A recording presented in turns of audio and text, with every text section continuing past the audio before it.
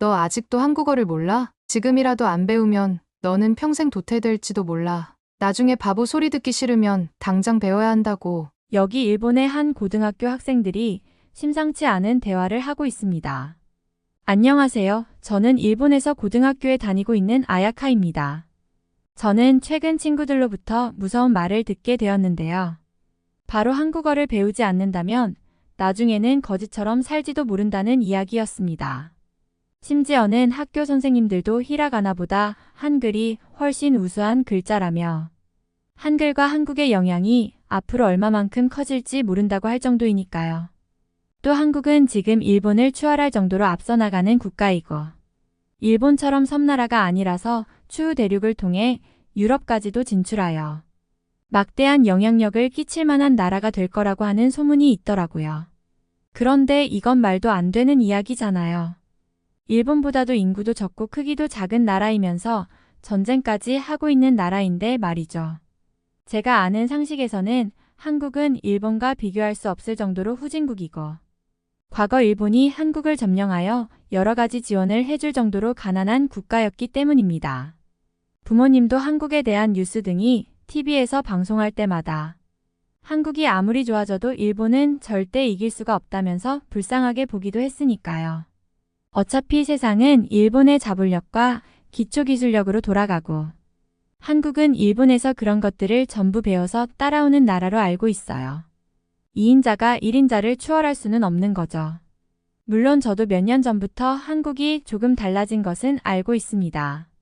저도 K-팝이나 한국 드라마와 영화의 문화적 영향력이 무지막지하다는 사실을 알고 있으니까요. 저도 좋아하는 K-팝 노래가 생겨서 혼자 흥얼거리기도 하거든요. 차은우라는 한국의 남자 가수 겸 배우에게도 빠져서 가끔 그에 대한 기사를 찾아보기도 하고요. 그래도 이런 문화력보다 경제력 혹은 국력이 훨씬 중요한 가치잖아요. 경제가 잘 돌아가야 양질의 문화 콘텐츠도 만들어낼 수가 있는 것이고 또 좋은 기술력이 있어야 경제를 돌릴 수 있으니 이러한 측면에서는 한국과 일본은 비교할 수도 없이 일본의 압승일 것입니다. 그런데 얼마 전 집에서 이상한 뉴스를 보고야 말았습니다. 바로 일본의 도시바가 상장 폐지되었다는 소식이었습니다. 150년의 역사를 가진 회사이고 78년 동안 도쿄 증시의 한 자리를 지켰던 회사가 순식간에 무너지고 말았으니 놀랄 수밖에 없었습니다. 도시바 이전에는 산요가 망했고 샤프전자도 대만에 팔려버렸잖아요. 그리고 일본의 자존심인 소니 또한 심각한 상황이라고 들은 적이 있습니다. 소니는 대부분의 제품을 동남아 공장에서 생산하고 있고 그 외에 소니가 판매하는 제품들은 모두 중국산 제품을 이름만 바꿔서 팔고 있다더라고요. 아버지는 이러한 뉴스를 보시고는 일본이 정말 심각하다는 말씀을 처음으로 하시더라고요. 이건 모두 한국이 일본을 따라했기 때문에 벌어진 사태라고 하면서 저렴한 물건을 사려는 심리 때문에 고급인 일본 제품이 덜 팔렸다고 말했죠. 그리고 한국의 삼성만 이기면 금방 회복할 수 있다고 하던데 저는 삼성을 이기는 것이 왜 어려운지 이해할 수가 없더라고요. 일본 기업의 역사가 한국 기업의 역사보다 더욱 길고 더 많은 경험을 축적했으니 당연히 금방 일어설 수 있는 것이 아닐까요? 그런데 최근 학교에서 더욱 이상한 낌새를 느끼고 말았습니다. 한 가지 사건이 있었기 때문인데요. 바로 학교에서 전교 1등을 하는 미호가 한국어를 열심히 공부하고 있었고 스마트폰 어플을 통해 만나는 한국인과 간단한 대화까지 가능한 수준이라고 하는 것이었죠. 미호와는 친하게 지내고 있었지만 제가 속으로 라이벌이라 여기던 친구였고 늘 저를 전교 2등으로 밀어내고 있었기에 언젠가는 꼭 이기리라 다짐하게 만들었던 친구라서 미호의 한국어 공부가 정말 충격으로 다가올 수밖에 없었습니다. 시험에 나오지도 않는 한국어를 열심히 공부하는 것도 신기한데 시험 성적까지 좋으니 너무 이상하기도 했습니다. 저는 미호에게 왜 한국어 공부를 그렇게 열심히 하고 있는지 물어봤죠. 그런데 그의 답변은 굉장히 충격적이었습니다. 아야카, 너 한국의 직장인 평균 월급이 일본의 평균 월급을 추월한 것을 알고 있어. 심지어 한국의 물가가 일본보다 더 비싸기도 해. 지금 한국인들이 일본에 많이 놀러 오는 이유는 바로 일본의 물가가 저렴해서 그런 거야. 이제 일본은 한국의 지방 관광지 수준이 될지도 모르는 상황이라고. 너도 나중에 나이 먹고 잘 살고 싶으면 미리 공부해놔. 안 그러면 어떻게 될지도 몰라. 그리고 내가 어디서 들은 적이 있는데 해수면이 상승하면 일본에 큰 위협이 닥칠지도 모른대. 그때는 얼른 한국에 가서 한국인인 척하면서 살아야 할 수도 있어. 저는 미호처럼 이런 생각까지 한 적은 없어서 너무나 놀랐습니다. 실제로 찾아보니 일본의 직장인 평균 월급은 약 347만 원 수준인데 한국의 직장인 평균 월급이 350만 원을 돌파하면서 추월해버렸더라고요. 한국이 일본을 추월할지는 정말 꿈에도 몰랐고 너무나 충격적이라서 심장이 철렁 내려앉는 것 같았습니다. 일본은 점점 한국에게 경제력을 추월당하고 있었고 일본이 엄청난 위기 상황임에도 제가 알고 있지 못했다는 사실이 답답하더라고요. 또한 해수면 상승이라는 악재가 일본의 땅에 닥칠 것도 나름 합리적인 의견이었습니다. 빙하가 점점 녹으면서 물이 된다면 해수면이 상승할 것이고 섬나라인 일본에 직접적인 타격이 올 수밖에 없는 것은 당연한 거잖아요. 이런 생각들을 하고 있으니 섬에 살고 있다는 것이 실감되기 시작했고 점점 무섭다는 생각까지 들더라고요. 그동안 후진국이라고 생각했던 한국에 대해 다시 생각을 하게 되었고 한국어와 한국을 배워야 살 수 있을 것이라는 의견에 점점 빠져들었습니다. 실제로 한국은 스마트폰 판매량도 세계 1위이고 첨단 산업에 있어서 우위를 점하고 있잖아요. 또한 일본에서 많이 사용하고 있는 네이버의 라인도 한국의 시스템이라는 사실을 알고 얼마 전에 엄청난 충격에 빠진 적이 있었습니다. 당연히 일본 기업의 프로그램이고 일본에서 직접 개발한 줄 알았거든요. 일본인에게 최적화되어 있어서 편리하게 잘 사용했으니까요. 저는 부모님에게 이러한 사실을 잘 설명드렸고 한국어 학원 등록에 대한 문제를 논의했습니다. 부모님은 무슨 한국의 언어를 배우냐면서 꾸짖으셨지만 저로서는 생존과 관련된 문제였습니다. 이런 상황이라면 제가 생각하기로는 머지않아 큰일이 날지도 모르겠더라고요. 나중에는 한국어를 잘 사용하는 일본인과 한국을 배척하는 일본인 두 부류만 남을 것이고 한국어를 잘 사용하는 일본인은 한국에 가서 높은 월급을 받으면서 잘 살게 될 것이지만 한국을 배척하던 일본인들은 일본의 침몰을 지켜보면서 손가락을 빨고 살지도 모릅니다. 일본에서 남아있던 기업들마저 전부 도산해버린다면 직장인들의 생계 또한 문제가 생기는데 분명히 저에게도 시련이 닥칠 것이 뻔하잖아요. 그래도 아버지는 제가 한국어 배우는 것에 엄청난 거부감을 가지고 계시더라고요. 어쩔 수 없이 저는 한국어 학원을 가지 않고 유튜브를 통해서 한국어 공부를 했고 나중에 한국에 가기 위해서 학기 중에 여러 아르바이트를 하면서 용돈을 벌었습니다. 가장 기억에 남는 아르바이트는 한식당 아르바이트였는데요. 한국을 배우고 싶어서 일부러 지원을 했던 곳이었습니다. 정말 운이 좋게도 한국인 사업가가 운영하던 업장이었고 한국을 배우고 싶다고 말씀드리니 한국에 대한 여러 정보들을 알려주셨습니다. 사장님이 이런 말씀을 해주신 것이 가장 기억에 남더라고요. 일본을 좋아하지만 일본에는 조금 후진적인 면이 있어. 한국에서는 이미 모든 전산이 디지털화되어서 일하기가 무척 편한데 일본은 전부 수기 작성과 도장이 필요해서 너무 오래 걸리고 힘들어. 또 아직도 현금 사용이 너무 많아서 돈 바꿔두는 게 귀찮아. 오죽했으면 한국은 동남아시아에서 온 사람들까지 요식업을 편하게 하더라고. 아야카 너가 한국을 배우고 싶다고 해서 말해주는 것인데 한국에 다녀와서 일본의 불편한 점들을 한국처럼 개선하는 일을 해봐.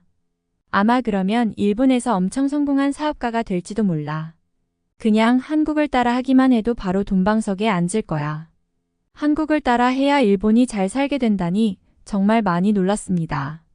한국에 대해 이제라도 공부를 하게 되어서 다행이라고 생각했죠. 아르바이트가 힘들긴 해도 정말 보람이 있었다고 생각합니다. 오히려 사회와 한국에 대해 더 많은 것을 배웠습니다. 전교 2등의 자리도 위태롭긴 했지만 그보다도 더 중요한 가치를 발견했으니까요. 미호도 저를 응원해주면서 한국어 공부를 도와주기도 했습니다. 나중에 꼭 한국에 같이 가자면서요. 다행히 전교 2등의 자리를 잘 지킬 수 있었고 돈도 어느 정도 모아서 한국에 갈 수 있을 정도가 되었습니다. 미호는 부모님의 지원을 받아서 부러웠지만 그게 중요한 것이라 생각하지 않았습니다. 제 미래는 제가 알아서 세우는 것이니까요. 그리고 미호 덕분에 한국어도 많이 배워나서 일상 대화도 가능하게 되었습니다. 한국어가 일본어와 어순과 문법이 비슷한 점이 많아서 배우기가 무척 편했으니까요. 그렇게 미호와 한국에 오게 되었고 매 시간이 환호성의 연속이었습니다. 우선 일본의 공항보다 한국의 공항이 좋았기에 무언가 규모에 압도되는 기분이 들었습니다. 출입국 심사도 디지털화되어서 굉장히 빠르게 이루어졌고요. 또 무빙워크 시설이 곳곳에 있어서 광활한 장소에서도 빠르게 움직일 수 있었습니다. 공항의 화장실도 무척 좋았는데요. 불쾌한 냄새는 아예 없고 향기로운 데다가 비데까지 설치되어 있었고 온수와 핸드타월까지 정말 완벽하게 준비되어 있었습니다. 부모님께 한국 화장실을 사진 찍어서 보내드렸더니 벌써 호텔에 갔냐고 물어보실 정도였습니다. 그리고 지하철을 타기 위해서 일회용 교통카드를 구매하고 지하철을 편리하게 이용할 수 있었습니다. 사실 여기서부터 저의 놀라움은 더욱 심해졌는데요. 일본은 동전을 넣으면 지하철표가 나오는 방식이었고 그 표를 들고 기계에 넣으면 구멍이 뚫리면서 올라오는 시스템이거든요. 한국에서 전자식 지하철 탑승을 처음 해보는데 정말 편리하다고 느꼈고 이런 시스템이 일본에 없어서 정말 아쉽다는 생각을 했습니다. 일본에서는 빨리 지하철을 타야 하는데 표를 뽑다가 지하철을 놓친 적이 한두 번이 아니었거든요. 한국은 달려가면서도 카드를 찍던데 그래도 잘 인식하고 소리까지 나서 인식 여부를 알 수가 있더라고요. 심지어는 교통카드의 잔액까지 액정에 표시되기 때문에 금액이 부족하기 전에 충전을 하면 될 것 같더라고요. 그리고 지하철을 타려고 했는데 거대한 안전문이 저희를 반겨주더라고요. 일본에서는 봉이 내려오면서 탑승객의 안전을 지켜주는데 한국은 아예 위험한 상황이 없도록 차단해버리니 사고가 일어나지 않을 거라는 생각이 들었습니다. 타게 된 지하철도 좋은 냄새가 났고 너무 깨끗하고 세련된 느낌이 들었죠. 심지어는 미호가 순간적으로 소리를 지르기에 물어보니 땅속을 달리는 지하철에서 와이파이가 무료로 터진다고 하더라고요. 정말 말도 안 되는 일이 벌어지고 있다는 생각에 소름이 끼칠 정도였습니다. 한국에 비하면 일본의 기술은 도대체 어디까지 낙후된 것인지 감도 오지 않았습니다. 미호가 한국의 지하철 지도 어플을 통해서 우리의 목적지를 찾아가고 있었는데 그 어플에서는 빠른 환승을 알려주는 번호와 걸어서 환승하는데 걸리는 시간까지 나와 있더라고요. 한국 사람들은 완전히 최신 문물 속에서 살고 있었고 일본은 아직도 한국보다 20년 이상 뒤처진 것 같아서 기분이 묘했습니다. 또한 일본에서는 지하철 환승이 되지 않기 때문에 돈을 여러 번 지불해야 하는데 한국은 모든 노선에서 환승 할인이 적용되어 교통비까지 절약되더라고요. 미호는 저와 함께 가장 먼저 가볼 곳으로 서울의 석촌호수를 선택했는데요. 이곳은 우리가 잡은 호텔과 가까운 곳에 있었고 한국의 랜드마크 건물이 있다고 하더라고요. 실제로 가본 석촌호수는 어마어마한 크기를 자랑했고 롯데월드타워는 무시무시한 높이로 하늘 높은 줄 모르고 우뚝 서 있었습니다. 일본에서는 도쿄타워가 랜드마크이기는 하지만 프랑스 파리의 에펠탑을 모방했기 때문에 무언가 프랑스 사람들이 오면 짝퉁이라고 흉볼까봐 쪽팔린 면이 있는데 한국의 롯데월드타워는 독자적인 디자인이고 세련된 모습이라 너무 부럽더라고요. 심지어는 앞에 호수가 있어서 너무 멋있었습니다. 그리고 저희는 호텔에 가서 서울의 야경을 바라보는데 도쿄나 오사카에서 보던 모습과는 달라서 새로운 느낌을 받았습니다. 다음 날에는 경복궁을 가서 한복을 입고 무료 입장 혜택을 받을 수 있었는데요. 솔직히 말해서 한복에서 일본의 기모노보다 훨씬 화려하고 우아하다는 느낌을 받았습니다. 지금 입어도 충분히 예쁜 옷이라는 생각도 들었죠. 경복궁에는 실제로 수많은 사람들이 한복을 입고 돌아다니고 있었고 그들의 모습과 경복궁의 모습이 조화롭게 어우러져서 아무 곳을 사진 찍어도 작품처럼 나오더라고요. 일본의 오사카성이나 여러 문화재에서도 전통 의상을 입는다면 좋겠지만 기모노는 한복처럼 이런 느낌이 나지 않아서 인기가 없을 것 같다는 생각이 들더라고요. 한국을 여행하면서 미호와 제가 계속하던 감탄사가 있는데요. 바로와 일본도 이랬으면 좋겠다였습니다. 한국은 택시도 전부 신차이고 세련되어서 편하고 좋은데 일본은 택시들도 전부 오래된 자동차 느낌이 들고 도시 전체적인 분위기가 한국처럼 세련된 느낌이 나지 않거든요. 한 식당에서 아르바이트를 할 때에 한국 사장님이 하셨던 말씀이 이해가 되더라고요. 아마 부모님도 한국의 이런 모습들을 알게 되시면 한국어를 배우기 잘했다고 하실 겁니다. 지금 저는 한국을 알게 되면서 앞으로의 진로에도 큰 영향을 미칠 만한 꿈을 찾았고 한국이 없는 삶은 상상할 수 없을 정도로 행복한 미래를 꿈꾸고 있습니다. 지금까지 얼마나 일본이 우물 안개구리처럼 살았는지 알게 되었고 한국에는 무한한 가능성이 있다는 사실을 발견하게 되었으니까요. 불행하게도 일본인들은 해외여행에 관심이 별로 없는 편이지만 만약 그들이 한국을 오게 된다면 한국에서 살고 싶어하는 사람도 생길 것입니다. 한국은 일본보다 훨씬 발전했고 편리하고 세련된 나라이니까요. 아니 무슨 결혼까지 한 애가 아파트에 가서 살아? 남편이 돈이 별로 없다고 하니? 어휴 한국까지 가서 살면서 그렇게 살아서 걱정이야. 안녕하세요. 저는 독일의 아멜리라고 합니다. 이번에 우리 딸이 한국으로 시집을 가게 되었습니다. 저는 처음에 한국인 남편을 맞이한다는 것에 너무 놀랐어요. 유럽계도 아니고 너무나 생소한 나라의 남자를 남편으로 맞이한다니 예상 밖의 일이 아닐 수 없었죠. 갑자기 시집을 가버린다는 하나뿐인 우리 딸에게 섭섭하기도 했고요. 그리고 저희는 더 아쉬웠던 것이 있어요. 계속 독일에서 살 줄 알았는데 머나먼 곳으로 간다는 것부터 너무 당황스러웠죠. 한국이면 조금 후진국일 텐데 딸이 너무 고생을 하고 살면 어떻게 하죠? 일단 저희 부부는 딸의 선택을 존중하고 그들을 지켜보기로 했었죠. 그래도 딸의 인생인데 저희가 관여하는 것은 말이 되는 것이 아니잖아요.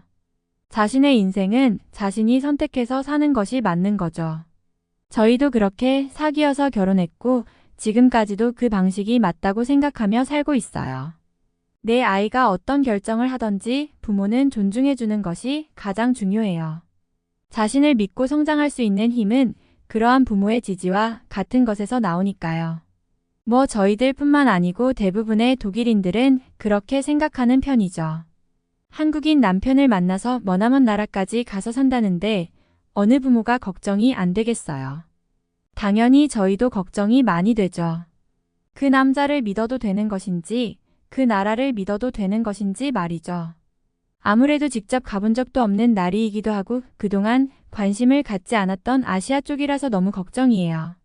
말도 잘 안 통하고 유럽인이라고 차별을 받을지도 모르고요. 저희는 무서운 일만 안 생기기를 바랄 뿐이죠. 저희는 한국이 나오는 TV 뉴스 소식에도 괜히 귀를 기울이게 되고 한국에 관심을 계속 주고 있는데요. 한국이 갈라진 나라라서 북한에서 공격을 하기도 하잖아요. 그럴 때마다 심장이 철렁철렁 내려앉을 것만 같아요. 저러다가 전쟁이라도 나면 어떻게 되는 걸까요? 저희는 한국에 대해서도 대략적으로 알고 있거든요. 예전에 일본에게 침략을 받았던 나라이기도 하고 한국 전쟁이 났던 나라이기도 하죠. 너무 힘이 없는 나라라서 걱정이 돼요. 한국에서 산다면 괜히 다른 나라들 때문에라도 불편함을 겪을 수도 있잖아요. 저희 독일은 워낙 강대국이니 그런 걱정은 없는데 말이에요. 차라리 일본이라면 그나마 안심일 텐데 한국은 좀 더 걱정이 되었죠. 아유 그리고 우선 사위가 괜찮은지도 정확히 모르겠어요. 사실 저희 딸이 한국 여행을 갔다가 만났다고 하더라고요. 혼자서 배낭여행을 한다며 어디를 그렇게 다니던지요. 아무튼 지금의 사위한테 한국 여행에서 모르는 길을 물어봤는데 능숙한 독일어로 길을 알려주었다고 했어요. 신기해서 독일어를 어떻게 할 줄 아냐고 물어봤더니 그 남자는 철학과 출신이라서 독일어를 잘한다고 하더라고요. 제가 봤을 때는 여기서 제 딸이 그 남자한테 끌렸던 거예요. 아시아 사람이 독일어를 잘하고 심지어 철학을 전공했다고 하면 무언가 대단해 보이잖아요. 그렇게 둘이 카페도 가고 이야기를 하다 보니 말이 잘 통했나 봐요.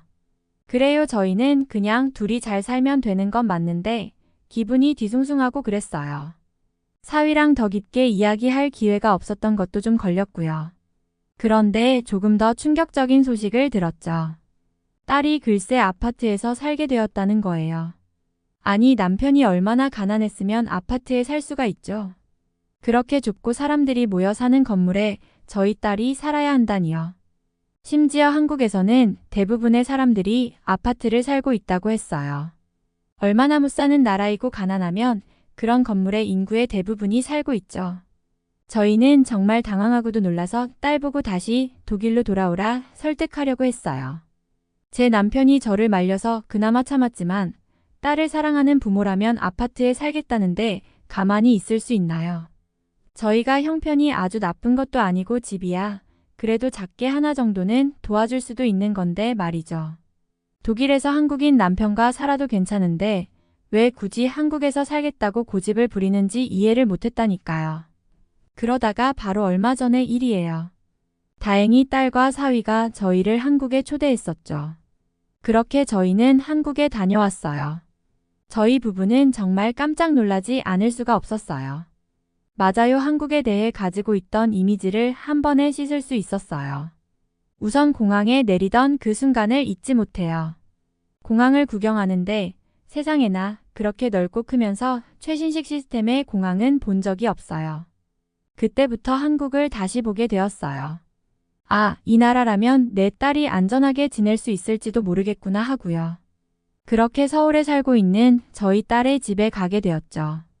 사위가 멋진 자동차로 저희들을 태워주는데 독일의 차들보다 예쁘고 고급스러워 보이더라고요. 독일의 벤츠나 BMW가 세계 제일인데 한국의 현대자동차라고 하면서 괜찮냐는데 상당히 만족스러웠어요.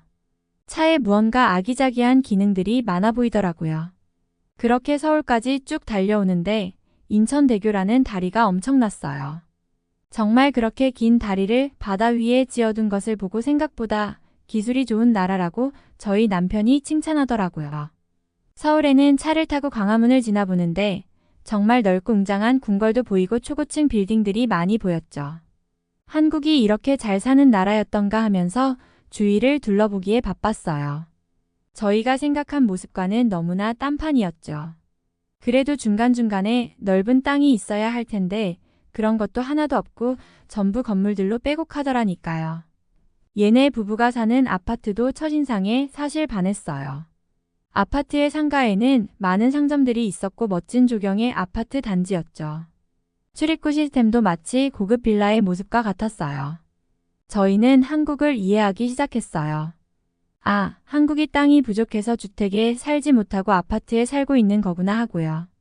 그리고 그 어느 주택들보다 쾌적하고 풍요로운 아파트 생활을 하고 있었던 거였어요. 딸의 집도 여러 최신 보안 장치가 되어 있어서 안전해 보였죠. 집 안은 얼마나 깔끔하고 신식이었는지 몰라요. 저희 남편과 정말 한참을 구경했어요. 부엌도 마음에 들고 화장실도 마음에 들고 그리고 빨래가 잘 마르도록 베란다, 천장에 있는 의류 건조기도 너무 신기했어요. 천장에서 따뜻한 바람이 나와서 옷이 더 잘 마르게 한다고 하더라고요. 아참, 바닥이 너무 신기했는데요. 독일에서는 당연히 신발을 신고 집 안을 들어가는데 한국은 신발을 벗고 들어가더라고요. 일단 그것부터 굉장히 독특했는데 추운 날씨에 집안 전체가 따뜻했어요. 이유가 바닥의 난방 때문이더라고요. 발이 무척 시려웠는데 바닥을 밟으니 피로가 싹 가시는 기분이 들면서 온 몸까지 따뜻해지는 기분이었어요. 사위가 한국만의 고유의 전통 문화라고 설명해 주는데 정말 놀라웠죠. 사위는 직접 만든 한국 음식을 대접해 주었어요. 한국의 불고기와 잡채, 떡을 너무나 맛있게 먹으면서 막걸리까지 마셔봤어요. 잡채는 스파게티면과 다른 특별한 면발이었어요. 막걸리라는 술은 정말 달면서 향이 신기하더라고요. 저희는 정말 와인을 즐겨 마시는데 막걸리와 같은 술은 처음이었어요. 한국의 음식과 막걸리는 굉장히 궁합이 잘 맞는 것 같다며 저희 남편은 칭찬 일색이었죠. 술을 너무 마셔서 초저녁부터 취해버린 것이 문제였지만요. 이날 이후로 저희 부부는 한국에 푹 빠졌죠. 딸이 왜 한국에서 살고 싶어 하는지 거의 완벽하게 이해하게 되었어요. 우선 독일보다 훨씬 편리하고 깔끔해 보여요. 독일은 오래된 건물들이 많아서 젊은 세대가 살기에는 불편한 점이 있을 수 있죠. 한국은 어쩜 이렇게 전부 새 건물만 있는지 너무 신기하더라고요. 그리고 한국도 한국이지만 무엇보다도 사위가 너무 다정하고 가정적인 남자라서 마음에 들었어요. 한국의 남자들은 모두 이렇게 가정적이고 자상한지는 모르겠지만 저희 사위는 정말 최고예요. 한국에 예라는 문화가 있어서 어른들을 잘 모신다고 말하면서 저희 남편에게도 정말 깍듯하고 그를 위해주는 마음이 느껴지더라고요. 딸의 집에서 저희는 낮에 일어났어요. 시차도 시차이고 술을 많이 마신 남편 때문이죠. 그런데 그때 더욱 신기한 일을 겪었어요.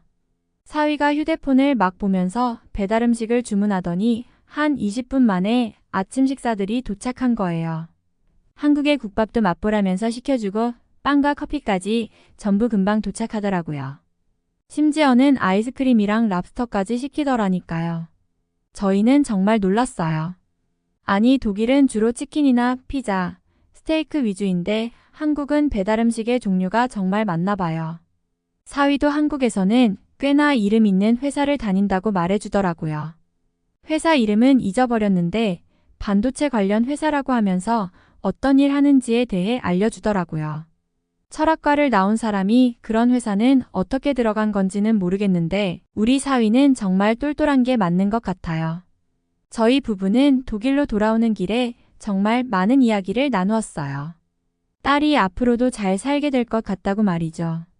한국이라는 나라에 대해서도 정말 새로운 것들을 많이 알게 되었고 다시 보았죠. 독일의 베를린이 유럽에서는 가장 인구가 많고 최고의 도시라고 알고 있었는데 한국의 서울이 정말 최고의 도시였어요. 다시 돌아온 독일의 모습을 보니 전부 낮고 오래된 건물들만 보이더라고요. 저도 한국에 돌아가서 더 지내보고 싶다는 생각이 들어요. 아파트에 대해 나쁘게만 생각했는데 저는 특히 아파트가 그리운 거 있죠. 분명히 그렇게 편리한 건물은 한국에서 밖에 없어요. 왜 지금까지 저희는 아파트라는 구조를 나쁘게만 봤을까요? 제 남편은 막걸리가 먹고 싶다고 자꾸 그래서 독일에서 어떻게 그걸 구하냐니까 사위한테 좀 보내달라고 한다고 해요. 제 딸이 한국에 가서 결혼 생활을 하지 않았더라면 저희는 이런 새로운 경험은 못하고 늙어버렸을지도 몰라요. 저희는 독일에서만 너무 오래 살았어요. 같은 유럽의 다른 나라들도 거의 가지 않았는데 이번 한국 여행을 계기로 다른 나라의 구경도 자주 다녀야 할 것 같아요. 저희는 너무 독일에만 매몰되어 있었던 것 같다는 생각이 들어요. 새로운 것들을 보고 새로운 것들을 경험해야 저희의 삶에도 활기가 돌 것과 같은 느낌이 들어요. 물론 한국만큼 매력적인 나라는 없을 것 같지만요. 종로를 가는 1호선 지하철 안에서 아기 울음소리가 들립니다. 영국인 부부는 당황해서 어쩔 줄을 모르는데요. 그칠 줄도 모르고 몇 분 동안 울어대는 아기에게 모두의 시선이 향하고 있습니다. 이때 한국의 할머니들이 나타납니다. 과연 어떤 일이 벌어질까요? 안녕하세요. 저는 영국에 살고 있는 이사벨라입니다. 지금 남편과 아기를 데리고 함께 첫 해외여행을 와 있죠. 갓 돌이 지난 아기가 있다 보니까 안전한 여행지를 찾은 것이 한국이었어요. 유럽에서 한국은 치안이 좋은 나라라고 굉장히 유명하더라고요. 특히 남편은 아시아 여행이 처음이라고 무척 설레어했어요. 저는 결혼하기 전에 일본을 가보았는데 나쁘지 않았던 기억이 있죠. 일본에서 사시미를 정말 많이 먹어서 생선이라면 한동안 정말 먹지도 않았던 거 있죠. 한국도 궁금했는데 저희 가족끼리 오게 되어서 너무 기대했어요. 물론 저희 아들이 워낙 어리다 보니까 걱정이 되긴 했죠. 그래도 신혼 때 가지 못한 저희 부부의 여행은 꼭 가고 싶었어요. 아이에게도 기억은 안 나겠지만 정말 좋은 추억을 남겨주고 싶었고요. 사실 그동안 저희 남편의 일이 굉장히 바빴어요. 저는 평범한 직장인이라서 결혼하고 아기를 케어하기 위해 휴직 중이지만요. 남편의 경우 컴퓨터 프로그래머로 오랫동안 일하다 보니 밤낮도 없이 일만 하는 생활을 해야 했죠. 정말 고생을 많이 했어요. 아기를 볼 시간도 없고요.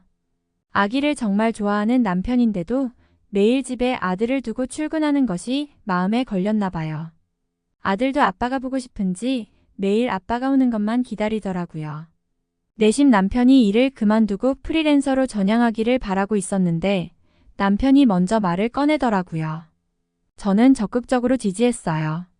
어차피 남편도 실력이 좋아서 여기저기 불러줄 회사도 많고 혼자서 일을 할 수 있을 정도의 능력이 되니까요. 제가 남편을 지지하고 믿어주니 남편도 힘을 받아서 회사를 나오더라고요. 역시 부부는 서로를 믿고 의지하는 것이 중요하다는 사실을 깨달았죠. 그렇게 서로가 시간의 여유가 생기자 저희 아들과의 첫 여행을 시도해 볼 수 있었어요. 그리고 이번 첫 여행을 계기로 앞으로 해외 각국을 돌아다니며 유랑민처럼 사는 꿈도 있고요. 남편은 어차피 노트북만 있으면 코딩을 할 수 있으니 장소에 구애받지 않아도 좋잖아요. 제가 아들과 함께 있을 때에 남편은 여행지에서도 일을 하면서 시간을 보낼 수도 있고요. 능력이 좋은 남편을 만나서 너무 다행이라고 생각을 하고 있어요. 어쨌든 어린 아들이 있으니 여행지 선정에 신중했던 것 같아요. 남편도 노트북 사용을 해야 해서 인터넷도 잘 터지는 나라가 중요했죠. 조건에 맞는 나라들을 추려보면 세계에 그렇게 많은 나라가 있는데도 몇 개가 남지 않더라고요. 일단 아기가 있으니 깨끗한 환경이어야 했고요. 혹시 모르니 병원이나 의료시설이 잘 갖춰져야 했어요. 당연히 치안도 좋아야 하죠. 아기를 납치해가면 어떡해요. 그러니 저희 조건들이 너무 까다로울 수밖에 없었죠. 이런 나라가 정말 있을까요? 미국으로 가볼까 했지만 미국은 총기 사용을 해서 배제했고요. 최종적으로 남은 나라가 한국이었고 저희 부부는 만장일치로 한국을 선택했어요. 사실 일본도 생각을 했었는데 아기가 후쿠시마 방사능의 영향을 받을 수도 있어서 제외했죠. 제가 일본에 갔을 때를 생각하면 아이와 가도 괜찮을 만한데 아쉬웠죠. 한국에 대한 약간의 아쉬움이라면 후진국이라는 이미지가 있었어요. 일단 한국행 비행기표를 예약을 해두고서 며칠 후였어요. 어느 날 부모님과 이야기를 하다가 한국 이야기를 하니 걱정이 크시더라고요. 아무래도 일본이 낫지 않겠냐면서 한국은 낙후된 곳이 많을 거라고요. 전쟁의 위험도 있다고 말씀하셨어요. 그런데 인터넷을 보면 전혀 그렇지가 않잖아요. 영국 사람들도 한국에 많이 다녀왔는데 사진으로는 오히려 영국보다 훨씬 세련된 모습이었거든요. 그래도 부모님이 저렇게 걱정하는 것이 이유가 있지 않을까 생각을 했는데 그래도 인터넷을 믿어보기로 했어요. 아기를 데리고 한국에서 잘 쉬다 온 부부에 대한 내용들도 많았으니까요. 그리고 일본에 대한 긍정적인 이야기도 있었지만 최신 글들에서는 한국의 이야기가 많았어요. 저도 일본 여행 기억을 추억해보면 불편한 점도 있었던 것이 사실이에요. 설마 지금까지 이런지는 모르겠는데요. 카드가 안 되던 상점도 굉장히 많았고요. 동전도 따로 동전 지갑에 한가득 들고 다녀야 했던 기억이 나요. 설마 제가 여행을 갔었던 5년 전과 지금은 많이 달라졌겠죠.